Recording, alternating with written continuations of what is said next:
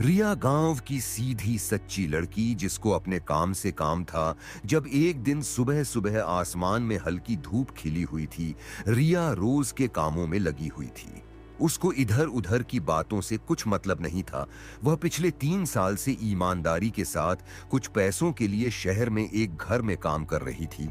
मकान मालिक के परिवार वालों ने शुरुआत में उसके साथ बहुत अच्छा व्यवहार किया था, लेकिन पिछले कुछ महीनों से माहौल बदलने लगा था, क्योंकि मकान मालिक का लड़का कॉलेज की छुट्टियों में घर आया हुआ था। रिया एक चुपचाप रहने वाली लड़की थी जिसे अपने काम से मतलब था, लेकिन वह घर के बड़े बेटे करण की निगाहों को नजरअंदाज नहीं कर पा रही थी। करण शहर के एक कॉलेज में पढ़ता था, लेकिन छुट्टियां घर पर बिताता था। उसकी आदत थी देर रात तक मोबाइल चलाना और दिन भर घर में इधर उधर घूमना। जब एक दिन घर के सभी लोग शादी में गए हुए थे और 2 दिन बाद लौटने वाले थे, रिया को यह सोचकर कोई फर्क नहीं पड़ा, क्योंकि उसे लगा कि उसे बस अपना अपना काम करना है और खाली समय में अपने कमरे में रहना है। लेकिन करण घर पर मौजूद था और वह सुबह से ही अजीब तरह से उसके आसपास मंडरा रहा था। करण की नीयत पहले से ही अच्छी नहीं थी। उसकी नीयत में एक हवस थी। रिया रसोई में बर्तन धो रही थी, तभी करण अंदर आया और बेमतलब पूछने लगा, अरे रिया, चाय बना सकती हो मेरे लिए? रिया ने हल्की मुस्कान देकर कहा, हाँ अभी बना देती हूँ, और चाय बनाने लगी। लेकिन चाय लेते समय करण की नजरें पहले उसके हाथों पर, फिर चेहरे पर टिक गईं। रिया को अच्छा महसूस नहीं हुआ। उसने नजरें झुका लीं और जल्दी से काम निपटाने लगी, और सारा काम निपटाकर अपने कमरे में चली गई। दोपहर के टाइम रिया कपड़े सुखाने के लिए छत पर गई। करण भी वहां आ गया और बिना वजह बातें करने लगा। उसने रिया से पूछा, तुम्हें गांव की याद आती है? तुम्हारे दोस्त हैं वहां? ने बस छोटे छोटे जवाब दिए।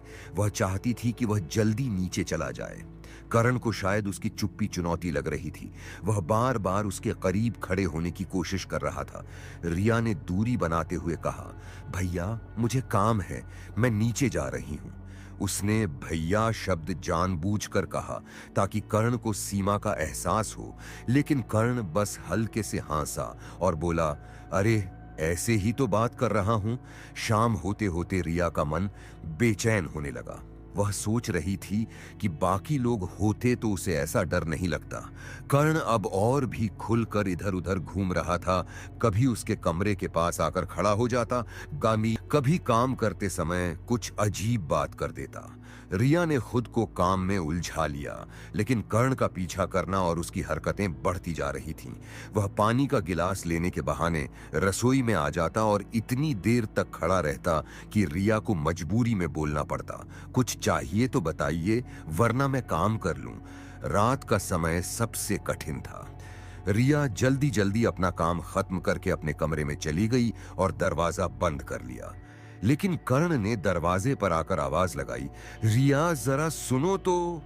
रिया ने जवाब नहीं दिया। वह डर रही थी कि अगर दरवाजा को खोला तो कर्ण और ज्यादा परेशान करेगा। कर्ण ने 2-3 बार आवाज लगाई, फिर चला गया, लेकिन रिया का दिल धड़कता रहा। वह बिस्तर पर बैठी सोच रही थी कि सुबह होते ही मकान मालकिन को यह सब बता देगी, लेकिन मन में यह डर भी था कि कहीं वे उसकी बात पर विश्वास न करें। फिर उसने दरवाजे को और अच्छे से बंद किया और डरते डरते सो गई। जब अगले दिन सुबह करण फिर से रसोई में आ गया, जब रिया नाश्ता बना रही थी, उसने धीरे से कहा, कल तुम बहुत गुस्सा कर रही थी, डरो मत, मैं बस मजाक कर रहा था। रिया ने उसकी तरफ देखे बिना कहा, मजाक की भी एक हद होती है भैया। कर्ण के चेहरे पर हल्की सी नाराजगी आई, लेकिन वह मुस्कुराते हुए बोला, ठीक है जो तुम सोचो। हालांकि उसके लहजे में अब भी वही दबाव और ताना छुपा हुआ था। उसकी आंखों में कुछ अजीब झलक थी। रिया का मन अब काम छोड़ने का हो रहा था। उसे महसूस हो रहा था कि अगर वह यहाँ रही तो कर्ण की हरकतें बढ़ती जाएंगी। उसी दिन दोपहर में उसने अपने गांव में रहने वाली अपनी चाची को फोन किया और सब कुछ बता दिया। चाची ने तुरंत कहा कि वह घर छोड़ दे और वापस गांव आ जाए। रिया को भी यही सही लगा, लेकिन वह चाहती थी कि मकान मालकिन को सच्चाई पता चले ताकि आगे किसी और के साथ ऐसा न हो। शाम को रिया ने अपना सामान पैक करना शुरू कर दिया। कर्ण ने यह देखकर पूछा, क्या बात है, जा रही हो? रिया ने शांत स्वर में कहा, हाँ मुझे जरूरी काम है, गांव जाना है। कर्ण ने कुछ कहने की कोशिश की, लेकिन रिया ने नजरें मिलाने से भी इनकार कर दिया। करण को भी शक होने लगा कि वह मेरी वजह से जा रही है। वह घबरा भी रहा था। रिया एक पड़ोस वाली आंटी के यहाँ रुक गई।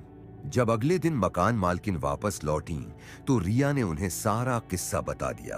पहले तो उन्हें विश्वास नहीं हुआ, लेकिन जब रिया ने घटनाओं के बारे में विस्तार से बताया और अपनी असहजता का जिक्र किया तो वे चुप हो गईं। रिया उसी दिन घर छोड़कर चली गई, लेकिन उसके दिल में यह संतोष था कि उसने चुपचाप सब सहा नहीं, बल्कि अपनी सुरक्षा को प्राथमिकता दी। उसने यह भी ठान लिया कि वह अपने गांव में काम करेगी, लेकिन ऐसी जगह पर नहीं रहेगी जहां उसकी इज्जत और सुरक्षा खतरे में हो। रिया अपने गांव आई और कुछ पैसे जो उसने नौकरी से कमाए उनसे 2 भैंस खरीदी और दूध का काम शुरू किया और अच्छा जीवन गुजारने लगी। अब यही है रिया की जिंदगी। अगर आप ऐसे ही वीडियो देखना चाहते हैं तो आप हमारे चैनल को सब्सक्राइब जरूर करें। धन्यवाद।